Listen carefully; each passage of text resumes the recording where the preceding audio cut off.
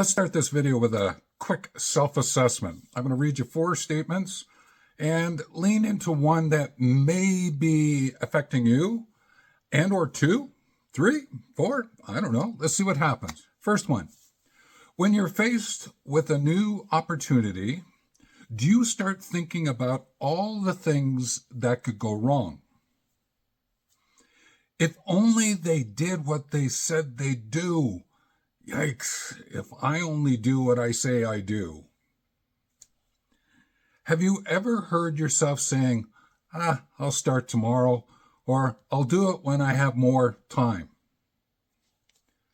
You're scrolling through social media and you feel you're not enough or doing enough. Those are the 4 points for you to consider. Which one do you lean into? Or 2, or 3, or 4? I'm going to share some insights about each one of them because they are what I would call the 4 common blocks to living a legacy life. Some people have used the term deadly patterns. I won't go quite that far, but I wanted to just share a little bit of insight about them and see if I can give you some ideas about how to counter them as you find yourself there. And so what I want to share with you are these 4 common blocks to living a legacy life.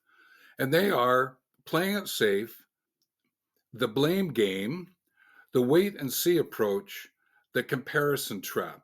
So if you can go back to that self-assessment, you might see these words playing themselves out. But let's take a look at them and dive in a little bit deeper and see what it is that we can pull forward to help you out. Just like I went through these and said, oh, okay, oh. So let's have a little bit of fun and see where this might take us. This first one that I wanted to take a look at is the sense of fear. And it's an interesting word, concept, something that seems to be woven into the fabric of living our lives. And it's no different in living legacy life. There is this notion of the fear of building a legacy and then putting yourself out there in front of others, the fear of failure, the fear of success, the fear of judgment, any number of the fears. And what I always remember is that fear is a belief that something in the future is going to cause you more pain than pleasure. And often that is not the case, is that when you face it, walk into it, and get involved with it, it actually just is another event in your life. And for the most part, many of those times you find that you enjoy it. So even when those whispers and doubts come to the foreground, face them and say, hang on a minute, there's something here that I believe that I can do to be able to counter these. And don't let them question your worthiness. That's not what is going to be of help to you here. So walk into them, deal with them, and you'll probably find that some very simple steps are all that you need to make it happen for you. So give it a go and see where that might take you. The next one to consider is those negative thoughts that come rolling in and you go, I'm not sure. But more so when you get to the point of you thinking, well, I can't do it.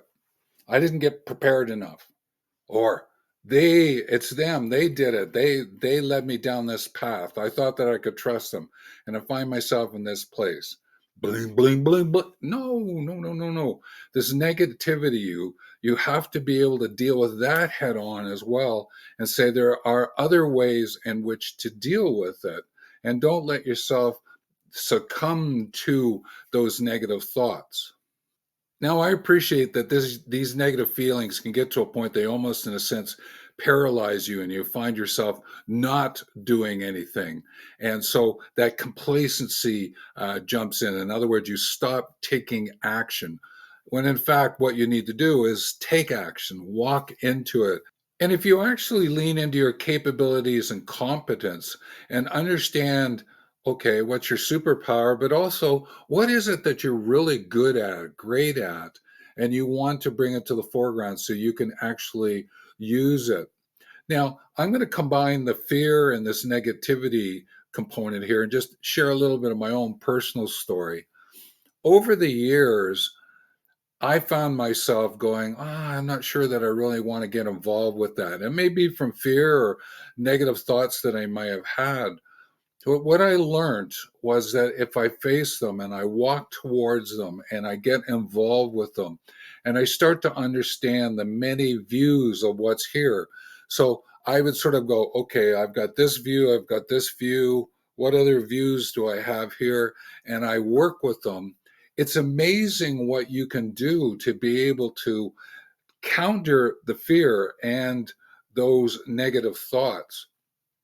I have to admit, though, some of those negative thoughts actually got in there pretty deep, and I had to do a very deeper counterance to them. And for me, one of the best ways to do that was to go for walks and to be outside and using nature as my muse and metaphor. So I just bring that to the foreground for you as well. All right, the next one. Oh, procrastination. Yeah, you sort of put things off thinking, I'll do that later. Oh, there's a better time coming up that I can get involved to do that. Procrastinate, procrastinate. And often what happens is it's not better that afternoon or the next day in many ways. It's just that you are finding a way to just get out of doing it because of the fear and the failure and the doubt. And often what it is, it's maybe the ignorance of what it is and how it is that you can take the steps to move you forward. And when we take this approach of procrastination, it's amazing how that block then seems to become a pattern that you slip into. And then there's these feelings of remorse that go with that. I would encourage you, pay attention. If that starts to show itself up, what is it that you can do? Now, I mentioned I go for walks, but another thing that I'll do is I'll actually get up from where I am and I'll move somewhere else. Even if it's to go make myself a cup of tea, if it's to just go sit somewhere else, I have another way of dealing with it where I get my little mini whiteboard and I'll go sit by the window and I'll doodle on it and try and figure out what's going on for me. And if I am procrastinating or I have some negative thoughts or I have fear, what can I do to counter it? Because I have those skills in me, just like you have those skills in you. So put them into action and see where you can go with it. Because as you do that, you will get stronger and stronger. In other words, you'll improve, focus, and strengthen your countering measures for all of these. Oh, here's another one. When I've been chatting with a lot of my acquaintances, those who work with me and friends, and this is certainly something that I've seen over the years. And it happened to me the other week, and I just went, oh, it was that sense of comparison. We compare ourselves to others. We compare ourselves against the progress of this week and next week. We compare, we compare, we compare. And I've actually gotten to the point now that what I do is I don't use the word compare. What I do is I say, I'm going to connect with it. How is it that I might compete with what I'm taking a look at and how I might collaborate with it? So it's a slightly different way of looking at it from multiple perspectives. Now, what I mentioned about it happening to me is that playing with YouTube at the moment, I'm attempting to get subscribers, yes, and views. And I find myself sometimes, I just lost a subscriber. Oh, I'm not getting the views this month. And I get caught up a little bit in comparing myself and my metrics with what I'm seeing other people doing. And I actually had to take myself out for a walk and I had to have a long conversation about there's no comparison here. I'm doing what it is that I'm doing. I love what it is I do. I appreciate the opportunity to share with you possibilities for you to take a look at. So, why am I getting so up into the comparison angle of it? Yes, I appreciate some of the measures and metrics help me to figure out, well, that topic seems to resonate more, and that's okay. So, what I wanted to do with this short video is just bring to your attention playing it safe, the blame game, wait and see approach, and the comparison trap. I'm doing this in the shorter form to ask you what would be your counterpoints? Share with us your thoughts about how do you counter playing it safe, the blame game, the wait and see approach, the comparison trap.